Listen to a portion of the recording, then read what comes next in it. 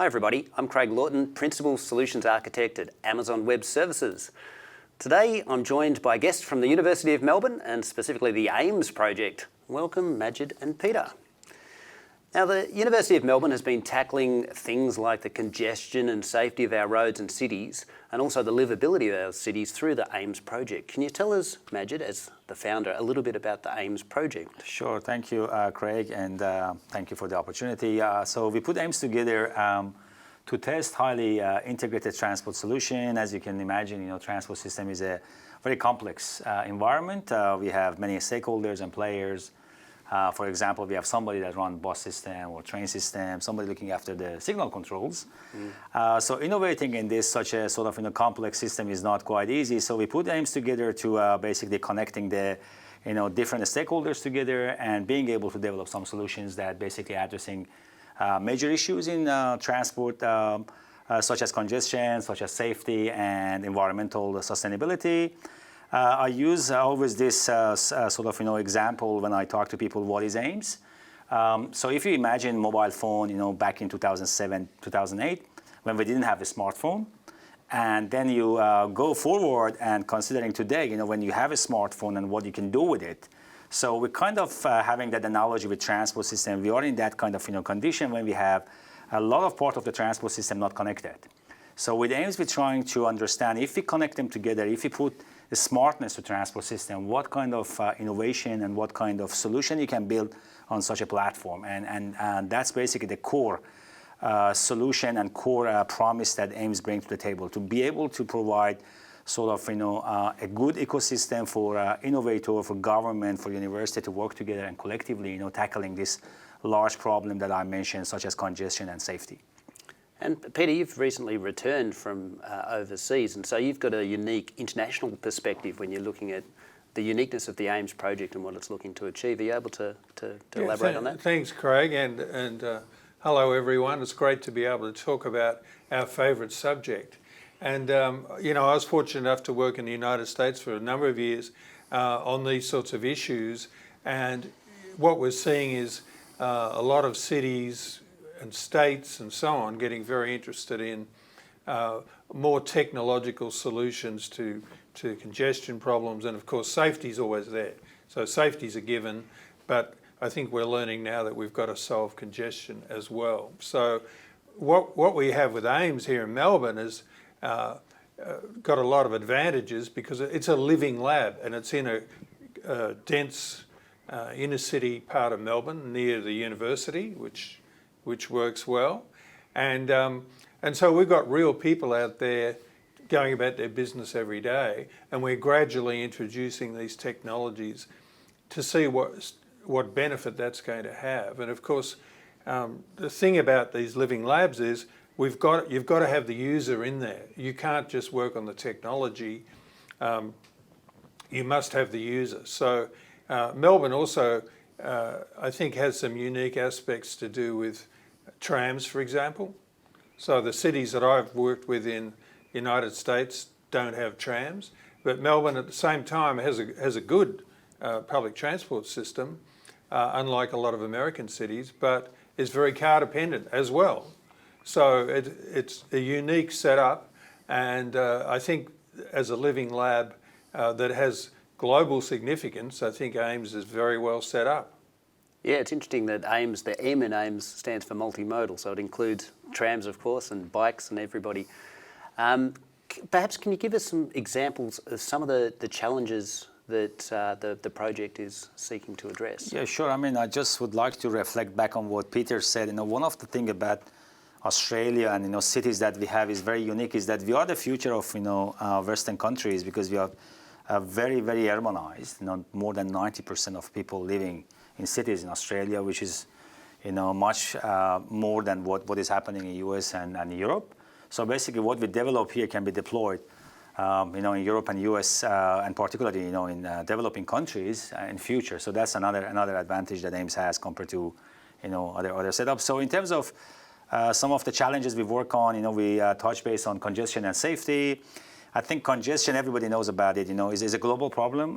Many people think that Australia doesn't have a problem with congestion, but Contrary to that, the congestion in Melbourne and Sydney is worse than Los Angeles and London, with much less population. So you can imagine, if we get to that level of population, what kind of city we're going to have.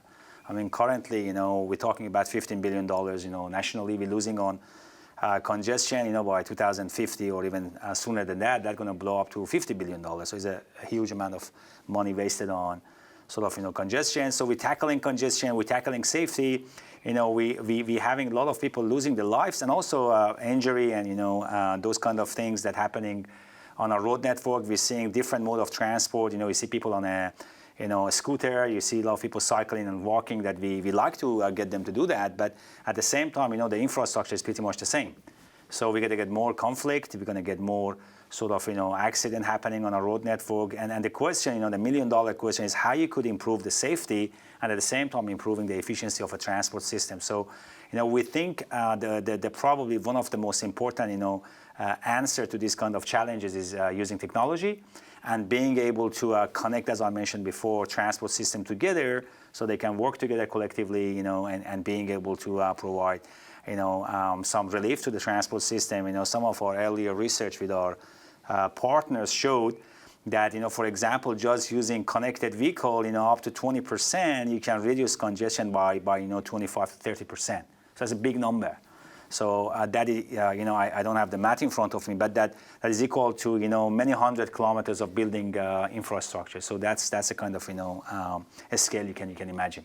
Yeah, 'cause it is interesting because a lot of these congestion and safety things are very immediate concerns, but it also plays into the desirability of cities as places to live and the livability and attracting talent and those types of things, which I'm sure, Peter, being a recently returned person, you'd think, I'd be interested in your thoughts on how that applies and how the challenges that AIMES can address can seek to make Melbourne and cities around Australia a desirable place for people to live and work.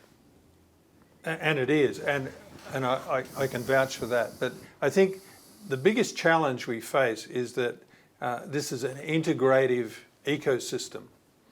So we've got cars and we've got trams and we've got infrastructure and we've got personal devices, we've got people on all sorts of unpowered or powered low-speed devices as well. And so how do we pull all this together? How does it all talk? How does it talk to each other to the extent that we think is going to be beneficial, going to make a tremendous difference? So I think that ability to, first of all, have real-time data that's telling us what all these different parts of the ecosystem are doing at any given time, and then to be able to predict what's going to happen next or where problems are going to arise and so on.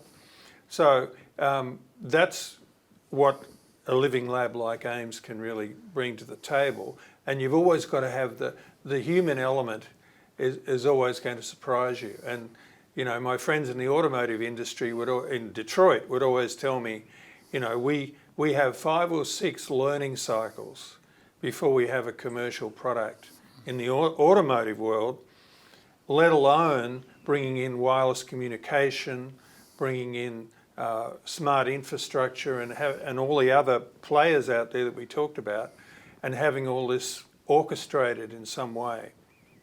It's a huge challenge, and I've been working on automated and connected vehicle technologies especially for the last 15 years or so, and sometimes I wonder why we're doing it, because it is so hard, because it's integrative and all of those parts of the ecosystem need to play their part and come together.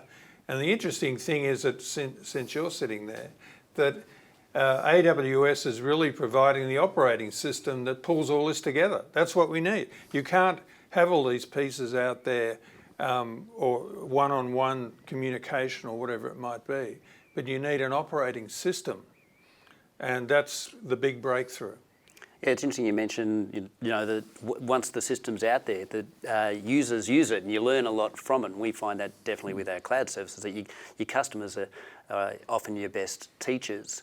And then when you're looking at predicting how they're going to use it and putting predictive components into systems, you need to be able to use latest technology. And that, I suppose that brings me to why have you chosen to work with AWS, and what benefits do you see cloud computing bringing to the AIMES project? Yeah, I mean, sure. I mean, we like AWS because, it's an innovative company. In your DNA, you innovate. Everybody knows that.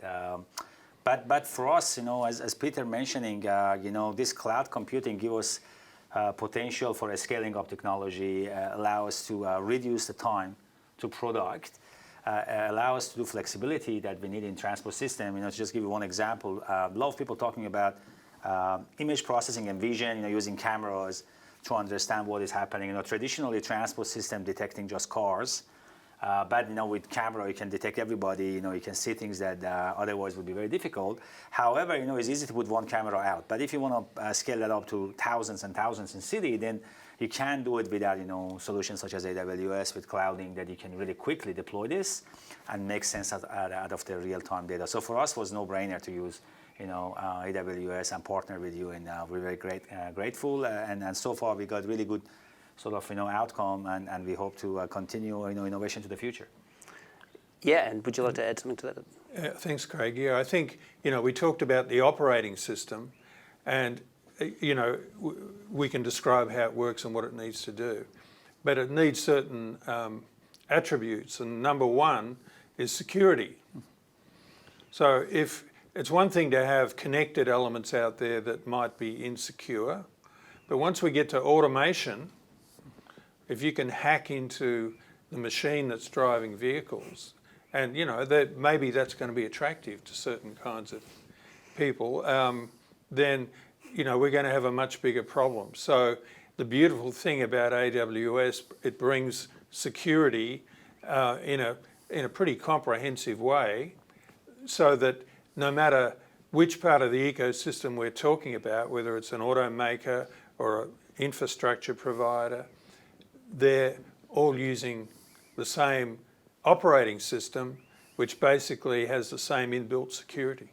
Yeah, we talk about the undifferentiated heavy lifting of the cloud, I guess. So how do you think AWS is going to help you set you up to innovate into the future?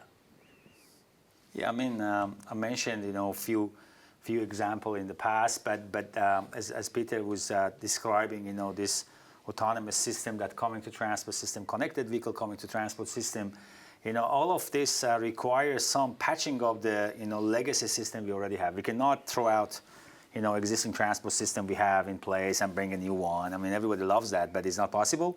So AWS allows us to augment what is there, to bring new technology, new algorithm that you can run in a fast and sort of effective and cost-effective way. And I think that's to me one of the very fundamental aspect of transport system that has to be there, and AWS helping us in that regard.